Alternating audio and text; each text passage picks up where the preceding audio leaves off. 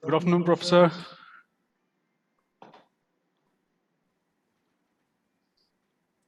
No, I can't hear you, Professor. Oh, just a second, just a second.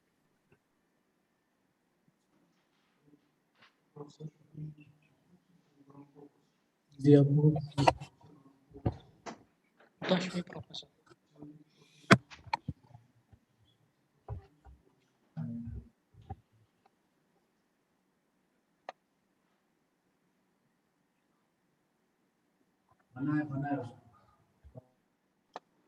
Yeah, now I can do that. See, I was not being allowed to unmute. Yeah. Now I can do that. We are joined by Professor Wu also. Okay. Good afternoon to all of you. Good afternoon. Good afternoon. So my big pleasure to meeting Professor Yunus here. My big honor. My pleasure. Thank you so much. Wonderful to see you. Me too.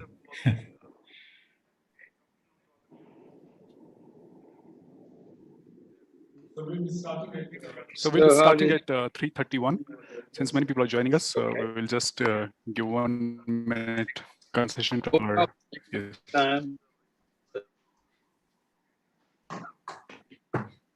Very good afternoon, Professor Yunus. Yes. Hello. How are you? Pleasure meeting you. Thank you. It's my pleasure. Thanks a lot. How are you, sir? I'm fine. Delighted. Very good afternoon, Professor Wu. Hello, Professor Pavis. How are you, sir? Yeah, very good. Very nice to see you online. Nice to see you too. Yeah, I hope you could be China. Sure. What's the time in China?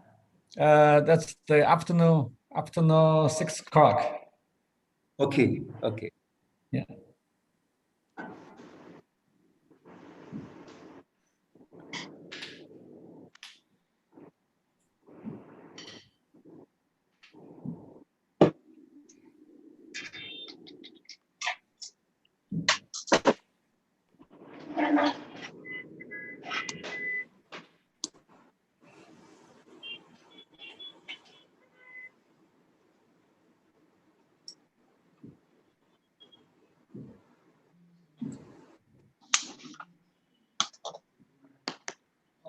Lag. Lag.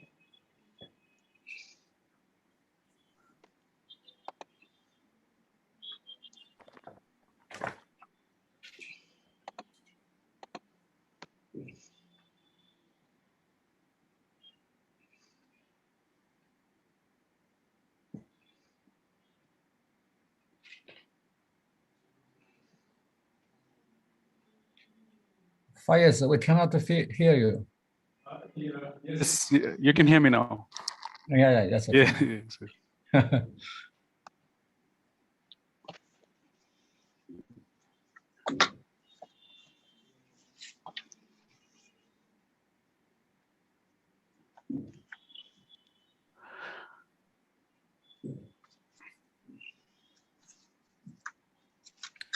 I think we start.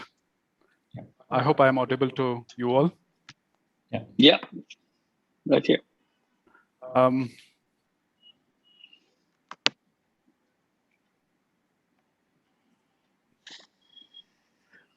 Good afternoon, everyone. My name is Sheikh Fayaz Ahmed, and I work with the School of Management, Zhejiang University, China, as an innovation researcher with Professor Xiaobo Wu. I'm absolutely thrilled and honored to moderate today's fireside chat with two important guests, Nobel laureate Professor Mohammad Yunus and Professor Xiaobo Wu from Zhejiang University's School of Management. Well, before introducing my panel today, let me quickly set the scene for today's fireside chat. We all know that COVID-19 outbreak in late December 2019 sparked an unprecedented global crisis. The pandemic has wreaked havoc on nearly all business, economic, education, health, and social sectors. More than a year after the virus's emergence, people continue to face adverse economic and health-related effects. Many scholars believe that COVID-19 triggered the direst global economic consequences since the South Sea bubble burst in 1720. With more than half of the world's population under lockdown, COVID-19 has decimated millions of jobs, devoured fragile enterprises, killed thousands, and infected millions around the world. Nearly all governments are continuing to grapple with the ramifications of the pandemic. A series of reports on COVID-19 suggests that pandemic may have led to global economic losses between $5.8 to $8.8 trillion by December 2022 alone. Amid this crisis, a policy cry for rethinking innovation and growth models is gaining momentum. Alternatives for sustainable, equitable, and inclusive growth and innovation models are being explored. Capitalism is seen as a failure, if not a dead model. The viability of the market and profit-driven innovations and growth model had come under fire. Among the many critics of the existing growth and innovation models is Professor Yunus himself. He actually, he's being very positive and optimistic. He sees a glimmer of hope from COVID-19, and he believes that pandemic offers a window of opportunity to explore alternative innovation and growth models, and has warned that returning to the older models could be equal to committing suicide. In our discussion today, which will last for 40 minutes, we will be pondering potential alternatives to prevailing models. We will ask Professor Yunus and Professor Shaba Wu about the exploring working alternatives to capitalism in a post-COVID world, the roles of governments, incentives, international collaboration, and bottom-up innovations will dominate our discussion. However, before I ask Professor Saad Parvez, who is head IEDC, National Institute of Technology, Kashmir, to give a formal welcome address, let me introduce our panel very briefly. Professor Yunus, he does not need an introduction, but I'll try to briefly do him justice. As the inventor of social business and microcredit and the founder of Grameen Bank, Professor Yunus has established more than 50 companies in and outside Bangladesh. His microcredit has helped unleash the entrepreneurial capabilities of more than 350 million people around the world. And his ongoing efforts to create economic and social development from below have affected millions of the lives around the world. In 2006, Professor Yunus and Grameen Bank were jointly awarded with Nobel Peace Prize. He is the recipient of 61 honorary degrees from universities in 24 nations and has received 136 awards across 33 countries, including state honors from 10. He is one of the only 7 individuals in the world to have received the Nobel Peace Prize and the top 3 United States awards. His brilliant work has landed him on the cover of Time magazine, Newsweek, and Forbes. Professor Yunus's constant innovation even led him to Fortune magazine to name him one of the greatest entrepreneurs of our time in March 2012. Like many innovation and development schools around the world, I have also read some of Professor Yunus' work. Together with Professor Saradindu Bahaduri, my thesis supervisor at CSSBJ in New Delhi, we explored alternative grassroots innovations from India and edited a book with African faculty on the same theme for Rutledge, Dillon Francis in 2015. However, it was not until 2019 that I first invited Professor Yunus to Kashmir. He generously accepted our invitation for a 5-day visit. He also suggested setting up some Yunus centers in Kashmir. Sadly, for various technical, political, and bureaucratic reasons, the government of J&K had to postpone the visit. But we are confident that after April, we will be able to host Professor Yunus and our other innovation colleagues from elsewhere in India and the world in Kashmir for an extended conversation about alternative innovation models. On behalf of National Institute of Technology, Kashmir and Zhejiang University, China, I'd like to extend my sincere gratitude to Professor Yunus for agreeing to join this fireside chat on rethinking innovation and growth models in post-COVID world, despite his highly busy schedule. I'm also grateful to Professor Yunus' team at Yunus Center Dhaka, particularly Mr. Shabir, Ms. Lamia Morshad, and Mr. Tanvirul Islam for brilliantly coordinating with us. Thank you, Professor, for agreeing to join us for a fight chat. I'd also like to say thanks to School of Management, Zhejiang University, China, for offering the support needed to organize this important event. I'm similarly grateful to Professor Shaba Wu for joining this fireside chat as a chief discussant. Professor Wu is a senior professor of innovation strategic management at Zhejiang University, School of Management, China. His outstanding achievements in innovation and entrepreneurship research earned him the title of prestigious Changjiang Scholar Professor by Chinese Ministry of Education. Professor Wu serves as a Dean of the Faculty of School of Social Sciences and Director of National Institute of Innovation Management and Academy of Global Zhejiang Entrepreneurs at Zhejiang University. He is also the Director of Joint Research Center for Global Manufacturing and Innovation Management. It is jointly set up by Zhejiang University and Cambridge University. Professor Wu was appointed as Senior Vice President of the International Council for Small Business in 2012 and is Vice President of the Center for East European Management Development Association. Well, Professor Wu has studied from Zhejiang University at the Asian Institute of Technology, Thailand, Judge Institute of Management, Cambridge University, and he was a Fulbright scholar at MIT in US. His recent book on Huawei is published by Cambridge University Press. Besides teaching and researching technological innovation at Zhejiang University, Professor Wu is an innovation advisor and a board member of leading companies, including Geely, the largest car manufacturing company of China, Siemens China, Hikvision, and many other innovative Chinese firms. I am grateful to Professor Yunus and Professor Sheba Wu for joining us from China and Dhaka. Before I open the floor, I would like to ask Professor Saad Parvez Saab, who is head NIT Srinagar, IIED NIT Srinagar, to provide our guest as a formal welcome address. Professor Saad Parvez. Thank you very much, Dr. Fayaz.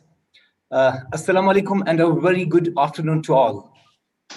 Well, I'm highly privileged and honored to extend a very warm welcome to Professor Mohammad Yunus, Nobel laureate for the year 2006, an economist, one of the greatest inventors of this age, and importantly, a person who helped alleviate millions out of the poverty around the world using his bottom-up innovation tools. We are really elated and thankful to him for taking time out of his highly busy schedule to join today's fireside chat on rethinking innovation and growth models in a post-COVID world, jointly organized by the National Institute of Technology, Srinagar, and the School of Management, Zhejiang University, China. I also find immense pleasure in welcoming Professor Wu, the chief discussant from Zhejiang University, China, and thank his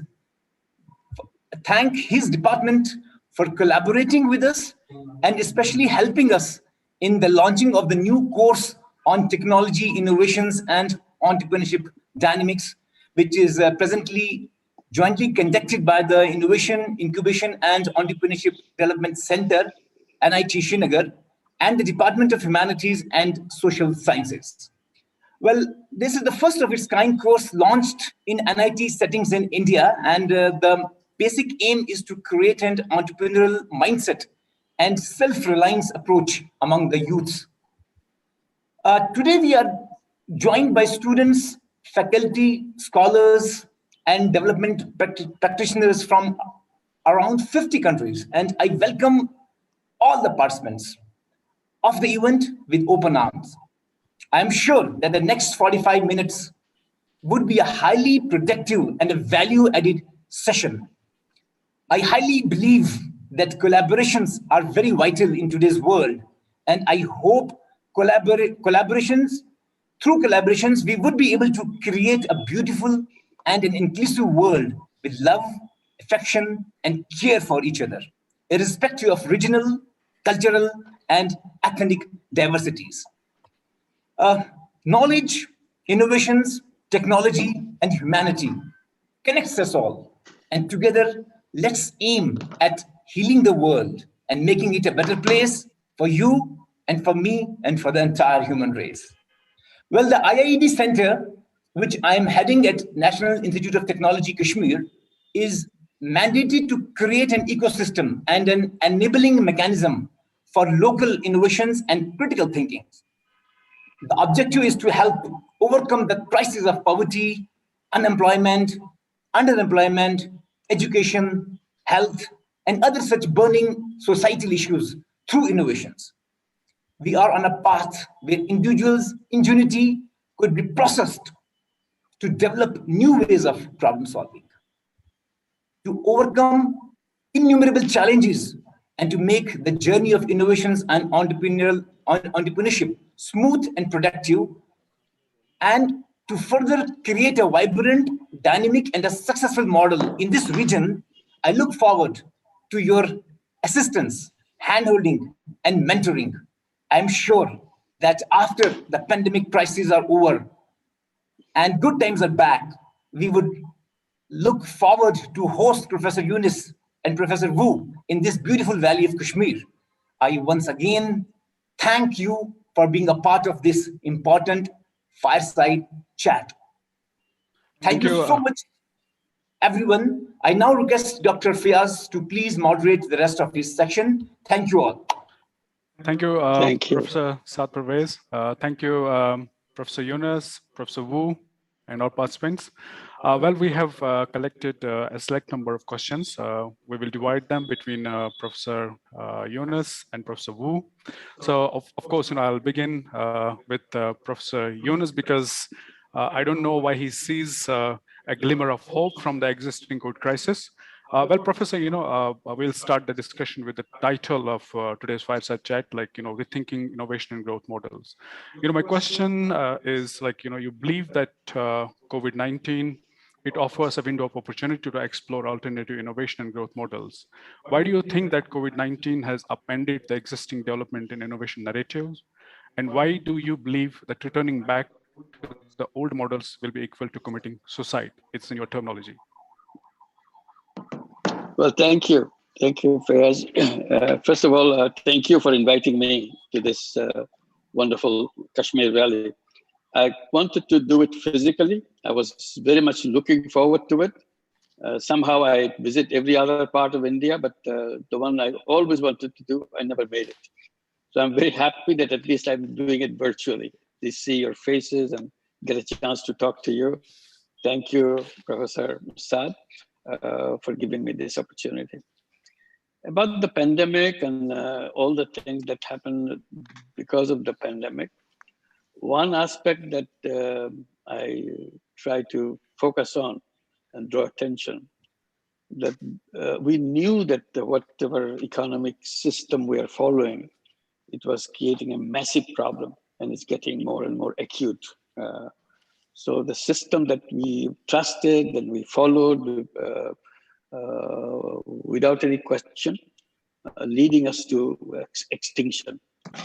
And I point out that the basic thing that we see, we have no chance for survival. One is the global warming, and repeatedly is being pointed out by every single person who have been studying the global warming, that we don't have much time left. Some give us 2 decades, some 3 decades maybe. By 2050, it will be way beyond our control. It will be final, it's finished. Unless, of course, we make tremendous amount of effort to pull us back from that direction and go separately, different direction. But we are not doing that, that's the problem. So I see this is a disaster path. That's the path that I was talking about, the suicidal path. We are on a suicidal path because of the global warming and also because of the wealth concentration. We created a machine which is sucking up all the wealth and bringing it to the top. And the people don't have any wealth left. One easiest statement can kind of give a presentation of what I'm saying. 99% of the wealth, almost all the wealth, 99% of the wealth belongs to 1% of the population. That means 99% of the people have only 1% of the wealth. So if you look at the income scale, all the people are absolutely at the lower end of the scale. That's the 99% of the people who are kind of lumped into the system. And they don't have any wealth, a fraction of that wealth, 1%. All the wealth belongs to people who are way above, and very small number of people. They have the 99% of the wealth. So what I try to draw attention that the wealth and people are separated away. Wealth is in one end, people are on the other end. And that distance between the wealth and people are expanding. It's becoming longer and longer distance. I said, this is an explosive path. It will just explode by itself. We can't help it because it's not possible for people to survive in a situation where all the wealth can be squeezed out from people and go some other direction. I said, this is also a suicidal path. Third, I try to draw attention is the artificial intelligence. It's coming in a big way. Still looks very small and very cozy, looks like a cozy little pet. We have fun, but it will become big very soon. It will start roaring, and that will be the end of it.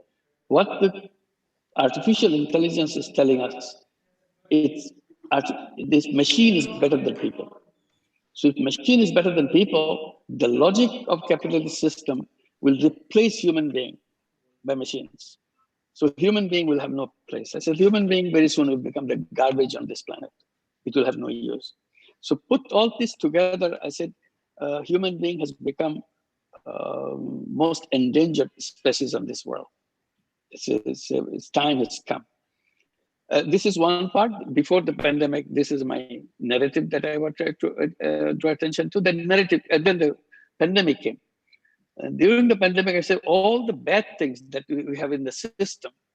The pandemic has revealed all the weaknesses in a sharper way. It showed how selfish we are. When the pandemic came, we were busy with our own people. We are not paying any attention. We didn't have any global system to deal with it. We are all becoming a tribal system. We're all trying to take care of ourselves. And then came the vaccine part. I was skipping some other part in between. And vaccine part made it worse. We have been telling that it's a vaccine apartheid, that you don't belong to us. You go anywhere, we protect ourselves, we don't protect anybody else. So it became vaccine apartheid, vaccine nationalism, vaccine tribalism. These are the words you hear. And companies want to make big money. I said, that's the end of it. Money became more important than life. So that system cannot survive. People cannot deal with it. So I said, this is what we're doing. The pandemic, the point that I make, pandemic had stopped that machine, that economic machine. I said, we're in a big train rushing to our death. We couldn't stop it. And the last station is about to arrive, which will be finishing line. Pandemic stopped the train. I said, this is an opportunity for us. Let us get off the train. As long as it's rushing, we couldn't get off. Now the train has stopped, let's get out. And we make sure we make a decision, no going back. We don't want to go back to that path. We don't go back to the train. We build a new train so that we go a new direction. So I said, this is a great opportunity. That's the point I was making all the time. And I still say, this is an opportunity we should not miss, because in many, many generations after us, this opportunity will never arise. And everybody will blame us. Yeah, thank you very much. Well, I still remember that when we had witnessed 2018 financial crisis, and then the argument Professor Yunus made was that, the existing systems, then probably capitalism, it requires restructuring. If not, we had to look for complete radically new alternative system. But with pandemic, Professor Yunus is very vocal, and he's suggesting that we probably need to look exactly an alternative system to the working models right now. So we want to know, Professor, like, what do you see, why do you see would be the most viable, inclusive, equitable economic and innovation model, which will be a right alternative to the existing system? I'll put it this way. Before we can answer this question, another question we have to answer first. First of all, where do we want to go? Because that will decide everything else. Unless we know our destination, we cannot build roads. Before we build roads, we have to know the destination. Where do we want to go? So that's number one. Even if you cannot see that's a practical way to achieve that, let's imagine that world. Because this is a point that I wanted to highlight, that if we imagine, only then it can happen. If you do not imagine, it will never happen. So this is a time for imagining that world. And I try to give my imagination. I said, this would be obviously a world of 3 zeros. Zero wealth concentration, as I was explaining, it will be a ticking time bomb otherwise. So we have to make it zero wealth concentration world, meaning that wealth and people should live together forever and ever. They should not leave each other. And we have to build a system. If we know where we want to go, we'll figure out how to get there. That's not difficult. That's one. And that will be a world of zero net carbon emission. And it will be a world of zero unemployment. The world of 3.0. So once we do that, then we piece by piece. I can explain what are the pieces, but since you have other questions, I will stop here. Yes, yes. Thank you, Professor. So I'll move to Professor Wu. Professor Wu, Professor Yunus is of the opinion that COVID is offering us a window of opportunity to look for alternative systems. Do you really agree with the proposition of Professor Yunus that we need to look for alternative models, or that capitalism has actually failed us? Do you think that capitalism has really failed and there's a need to look for alternative models? And if there is need to look for alternative, sustainable and inclusive models, what do you think should be that alternative model which the whole world is looking for? Okay. At first, I should say thanks to Professor Yunus. Your insights very much appreciated. So I should say that in the social development, all the people want to lead a happy life, not just those rich, but even more people at the bottom of the pyramid. So that's the big question, is that how could the people leading the better life, in what kind of ways, what kind of the social systems? So in the long evolution of the human society, we could see the capitalism play a very important role in the early stages of the Industrial Revolution. After that, we could see that more and more people see the gap between the rich and the poor. So that's the big question, the arguing for the long time. So which way to go? So as the opposite of the capitalism, and some other people propose that we see the socialism. Yeah, but we see that especially during the COVID-19 pandemic time, we could see how many the poor people can accept the adequate treatment. So that's the big questions here. So we see that as we look at the how, we see the models, which way to go. So we see the pure capitalism is criticized in many ways. Yeah, but we see that especially during the social crisis, we see that the market failure is very obviously there. So how those people at the bottom of a pyramid have the capability to gain the sufficient resources to sustain their life? So that's the questions. So we see that in China, we see that we are not just very simply to see the capitalism is the very bad way. We see that we see the socialist marketing system. So we see we are not fully deny the mechanism, the effectiveness of the market, but we should see the socialists do play very important role to balancing the different classes and conflicts. So we say that the socialism marketing system, it works in China. So we say that when the market failure there, the government will play some role with the tangible hands to manipulate, to balancing, and also to help those people incapable to get the sufficient resources. So that's the way of not just purely manipulated by the market mechanism, but we should say we should care about the social welfare.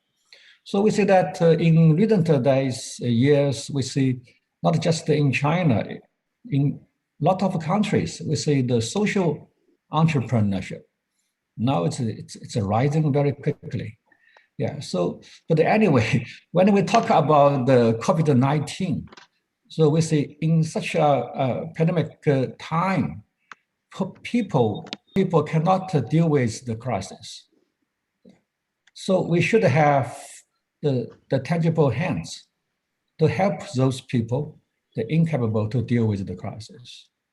So that's the situation now in China. We see that. Yeah. Well, Professor Wu, I completely agree with you that the socialist marketing, the success of that system in China, they have reaped the dividends of it. But I was reviewing the book of Professor Yunus, The World of Three Zeros.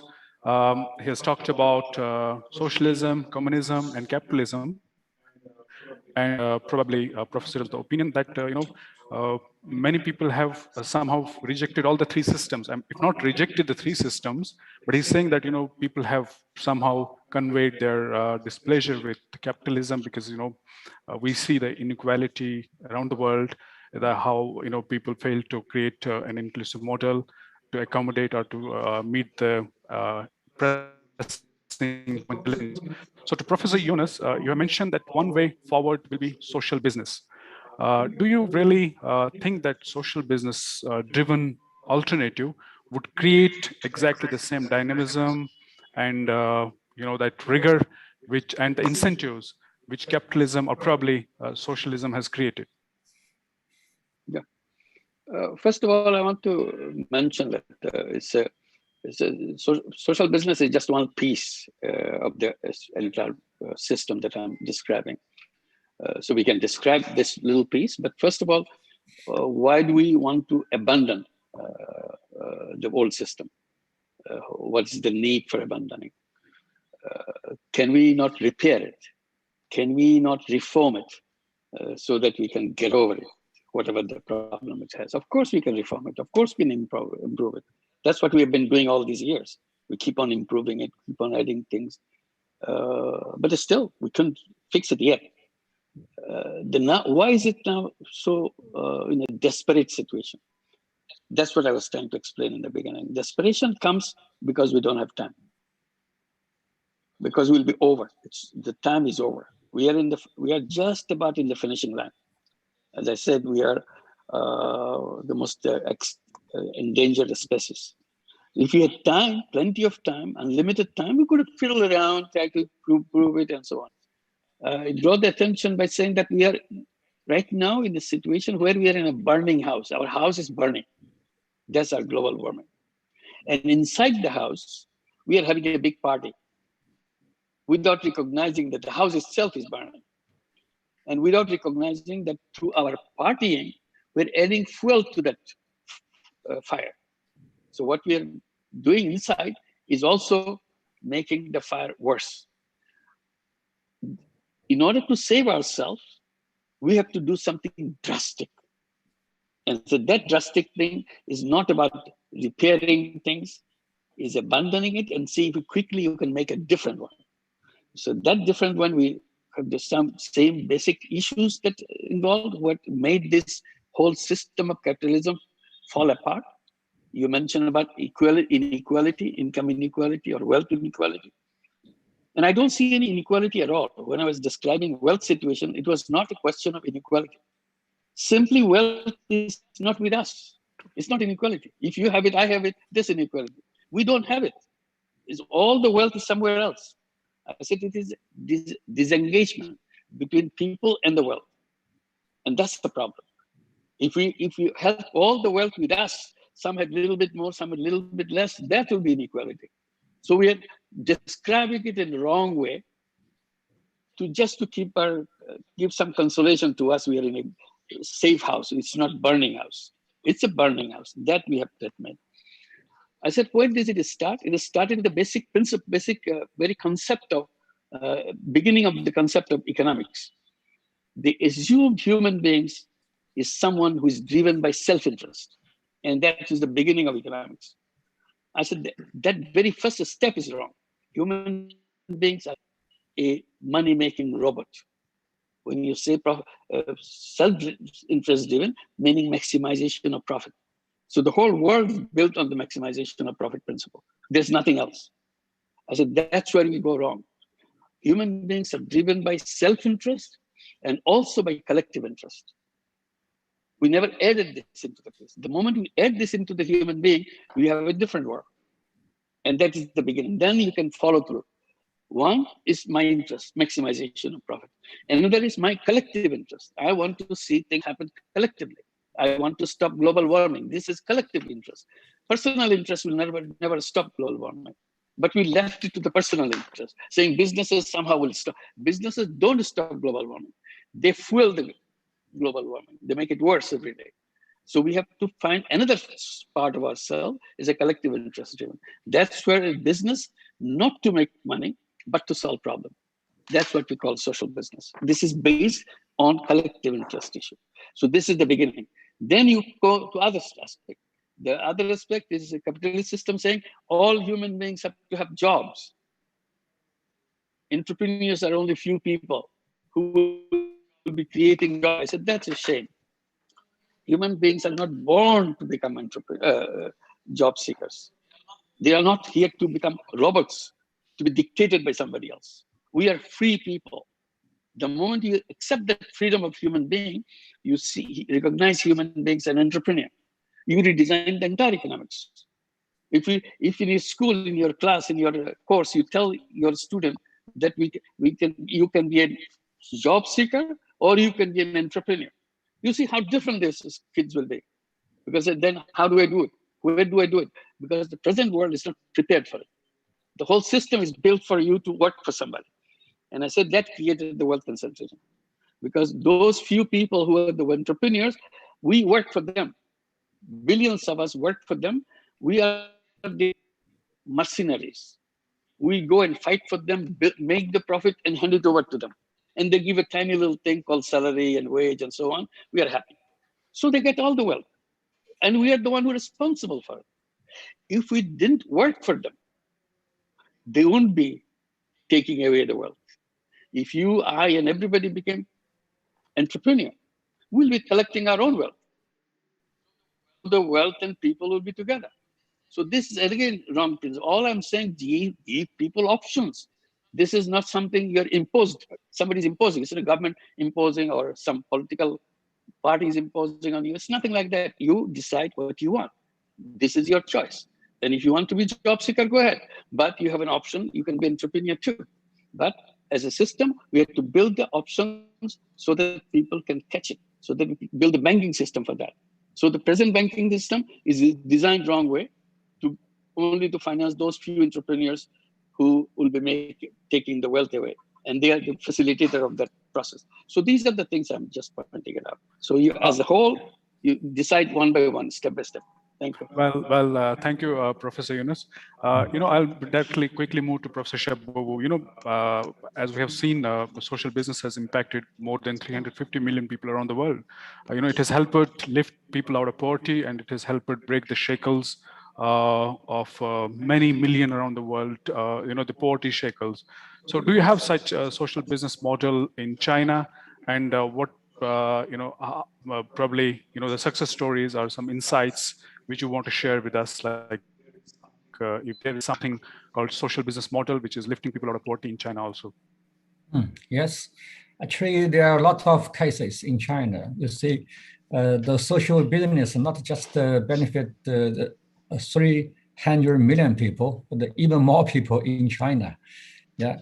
So also we see that in China, especially we see that the social entrepreneurship recently rising very quickly. So not just for the profit, they set up the priority of the social welfare to gain the social welfare. So typical case is that recently in China, we see the digital economy rising very quickly, but the people use the digital technology to help those poor people, especially in remote area. So currently we see that there are a lot of the platform. We see the platform emerging to the market. Those platform, the digital platform, help the people in the rural area set up their necessary facilities to have more people access to the digital society. One typical case is the Taobao village. You see in Alibaba, they started to establish the Taobao village many years ago.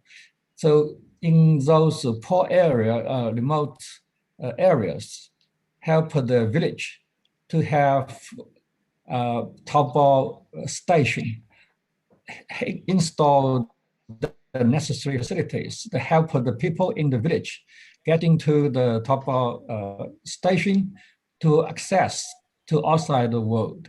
And now we see that a lot of people, they can show how they produce their products, what's their the rural products could be shown access to by the people in the main cities to buy those things. So with this, they establish those Taobao village with the investment, not for the profit, because recently, in short time, they have no profit from the investor to the Taobao village. But the Taobao village do help the farmers, the village people, gain their income by this platform. So in this way, recently we can say more young people, they have the better educations, have more concern about the whole society. We say the collectiveness. So they establish the platform online to help those people in remote areas to do their small businesses. Yeah, so that's a lot of cases here. So usually people say the digital gap, or we say the digital divide between the people in the city and in the rural area. But actually we see that with the social business, they are meeting the gap. They're meeting the gap between the main cities and the small village, remote areas. Yep. So that's a lot of cases here. Yeah, thank you, Professor Wu. I have also, exploring Taobao villages and how digital innovations are being blended with the government policies, and how higher education and other actors within the innovation framework are helping lift people out of poverty. Well, I'll move to Professor Yunus. Professor, you believe that local innovations, social innovations, and bottom-up innovations are really important to unleash the entrepreneurial capabilities of the people at the grassroots level. What do you think should be the role of universities and the government to mainstream these local innovations, and what are the possible ways to upscale these local innovations in your framework? To answer your question, I would say that university to reinvent itself. What's its role? What is there for?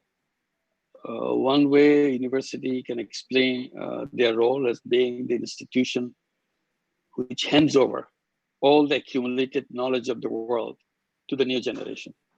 That's their role. All the accumulated knowledge of the past to be handed over to the new generation. So the new generation can start running from the very start. They have the continuity of the information.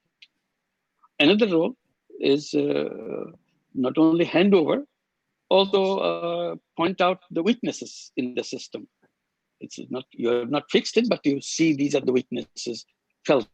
So this will be a challenge to the new generation, what they would be doing. But generally, not many people are in the mood to fix anything, because overriding all those tasks of the university is somehow believed to have the task of preparing all these young people to make them job ready. As soon as you finish your degree, you have to have a job. So you are producing for the market. So your piece of paper will tell the employer that he's ready for your job. That's information. So university get busy with that responsibility. How to prepare the guy, the young person, so that as soon as he's through the convocation, he can run after the job creation, job hunting. I said, that's the wrong part of the system. I said, the university is not for creating job-ready young people. University should reinvent itself, saying that we are in the task of making life-ready young people, not job-ready young people. There's a big difference between the two. So that you have to disengage that. Yeah? These young people should be ready, whether they get a job or not, that's not my concern. My concern is he understands who he is or she is and discover his worth and her worth. First, to understand who I am. That's a part of the university responsibility, who I am. That's one subject no university teaches you, who I am. What is the purpose of my life on this planet? No universities teach us because they're so busy to make you job ready. So I don't know who I am. I'm told to find a job, and they always tell the best company is the international company. If you don't get the international company, get the national company. If you don't get the national company, get the top company in the city, all kinds of things. So there's a gradation of my future, how we start. I said, that gives you my wrong path. I still don't know who I am. So, and I accept as a robotic job. I carry on the thing. So I surrender myself. I said, the most important part of university is to help me discover myself. What is my part? What am I? What is inside of me? And I'm saying that all human beings are born with unlimited creative capacity, endless creative capacity. That's what we are, very powerful as a human being. But we were never told that. We will say you take a job. Job doesn't let you discover yourself. Job is the end of creativity. You talk about innovation, and that's why I'm pointing it out.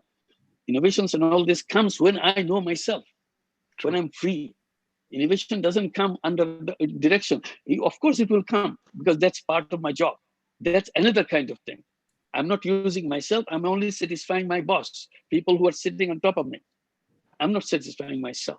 So one important part of university is to discover myself and find out what will I be in this big world? What is my role in it? I need to know what kind of work I want. That's a very important point. If I know what kind of work I want, then I work for it. Today, I don't know. All I know that if I get a job, I get a promotion, I got a good position, I finally get into the big city, and my children go to good school, and I have a retirement benefit. My life is over. That's not life. So we are in the wrong direction. So this is what I would draw at the responsibility of the university. Yep. Thank you very much. I hope we will get this wonderful and beautiful interpretation of university. We'll take it seriously. And I'll move to Professor Shababu. Professor, you have proposed one alternative theoretical concept of secondary innovations, and you applied to study many inventive Chinese firms. Do you believe that secondary innovation, the framework you have proposed, would offer some alternative to the existing problematic innovation models in a post-COVID world? Yeah. First of all, I totally agree with Professor Yunus about the meaning of the university educations. How we educating our young people, what's the real meaning of people's life. Yeah. So, but anyway, you see that in the society, people earn their living mostly based on their capabilities. Why the capabilities is so important? Because the economy is in a competition way.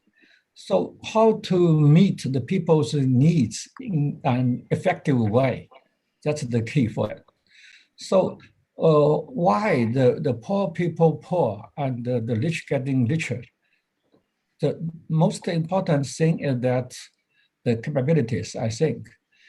So we say that for the secondary innovation, why the secondary innovation meaningful? We say that secondary innovation, that's always benchmarking the frontier. So not just to lower their capability to meeting the lower needs. So they need to enhancing, to build their capabilities, to make the capability compatible in the market. So that's important. So we say that's the way of towards the upgrading their capability, upgrading or downgrading. So we say that some people adapting the technology to meet the lower end to help the poor people in an effective way, but not enough. You should build up their capabilities in innovating something capable, competitive in the market. So with this, we should upgrading our technologies and build our capabilities. So that's the important case, I think. Yeah. Thank you very much. Now, Professor, I know your time is very limited, so we'll pick up only two questions, and one is very important question, which deals with the vaccine. You started a campaign a few months back, and millions have joined your campaign for free vaccine, and you strongly believe that patents should not be awarded to COVID vaccine. And to bridge the gap between vaccine haves and what you call vaccine have-nots, you intend to keep it as a public good, devoid of patents. Well, we don't know whether this approach will demotivate the firms in the future in investing in their huge amount of research on similar life-threatening diseases. If we take out patents as an incentive, what do you think would replace patents as an alternative incentive system for the firms who are investing in medical research? Yeah, first of all, yes, the vaccine kind of unveiled all the weakness that we have, the selfishness as it could go, our total total devotion to maximize profit. That's where vaccine is taking us to. And I want to congratulate India and also South Africa. Today's news, both India and South Africa will be tabling a resolution at the WTO meeting, which will be held in a couple of days, to make vaccine as a global common good. This is the campaign we were making all over the world for the last 8 months, that to make vaccine as a global common good or global public good, meaning no vaccine should be patented by any particular pharmaceutical company. It will not have any commercial ownership. Vaccine should not have any commercial ownership. It should be free of ownership. It should be given, all the patents should be kept with the WHO, and WHO can decide who should get it, where should get it, so that quality and other things are maintained. Not because of the money, to make the quality and the health guarantee that it's safe for health, etc., etc. So this is it. So we're saying this is the campaign we are making, and making sure that it's a common good. The question you're asking, then why should the pharmaceutical companies produce it if you're not giving them the ownership of it? 2 points. One, many of these companies, the big companies that you keep hearing the names in the vaccine world, it was not the company's money they put in. Bulk of it is a public money. Government gave them the money, free money, donations to this company, invent the vaccine, to spend behind the research. So this is one part. It's not all their money. Second part, in every statement that we have made over the years to make it common, not over the months, to make it common good, we're saying we are not against pharmaceutical company to get reimbursed whatever they spent. We're not saying steal them from them. We're not wanting to steal them. We appreciate what they have done.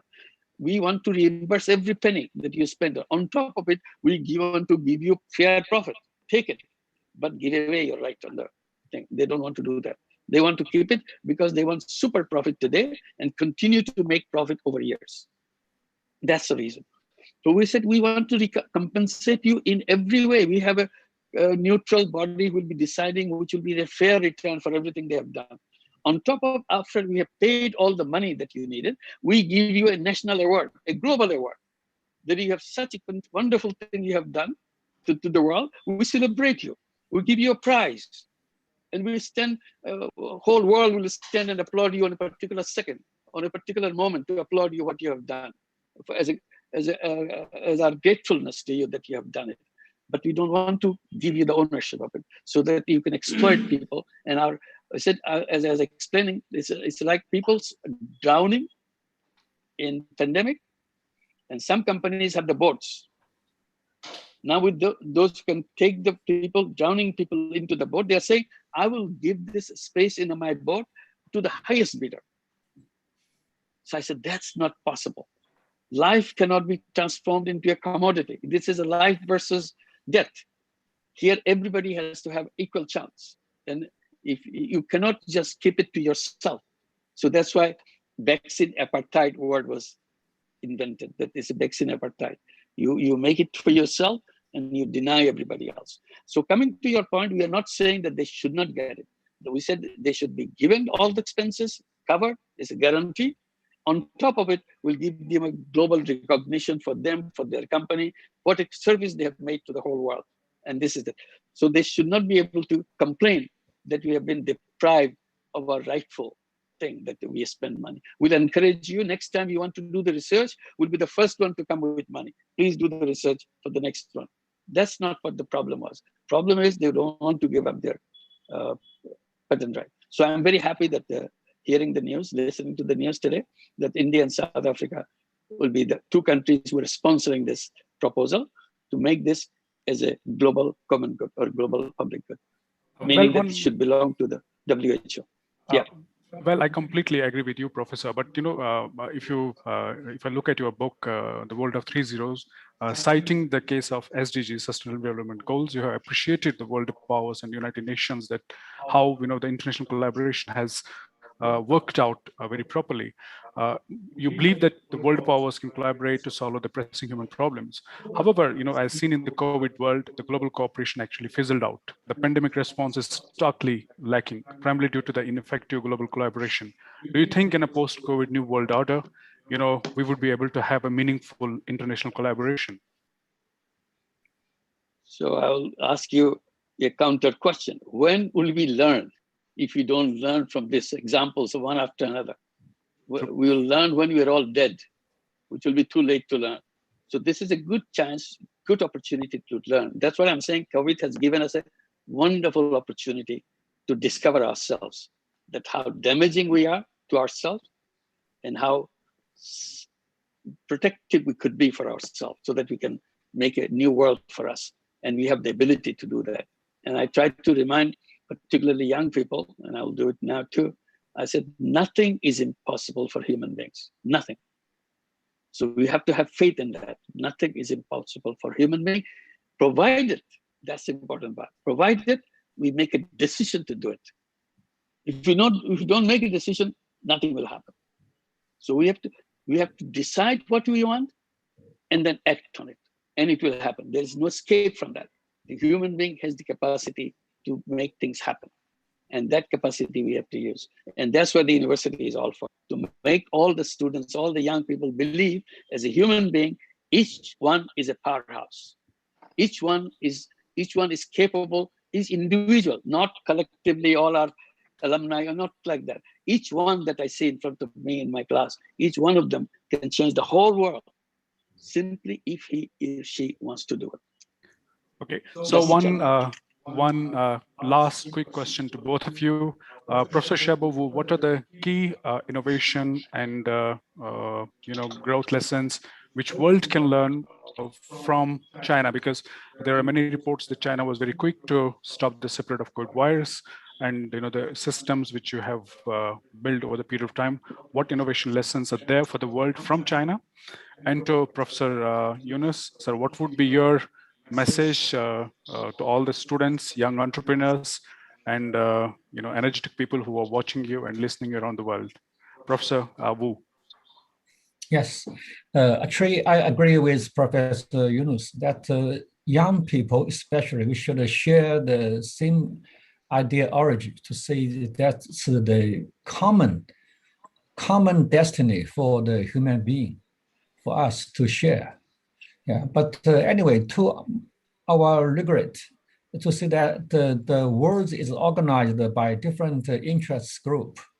Different interest group have the different capabilities, different competences. So that's the reality in the society. So we should see that innovation, especially the inclusive innovation, it's very, very important for the people to have the capable to share the same good life with their contributions toward the better society. So we see that we should rethinking our logic for the innovations. Originally, we see with the capitalism thinking, we see that just make some people, some individuals, some specific interest group have the competitiveness over others. But we should see that we have to see not just for some individuals, for some specific interest groups. We see the whole human being share the same value, same destiny.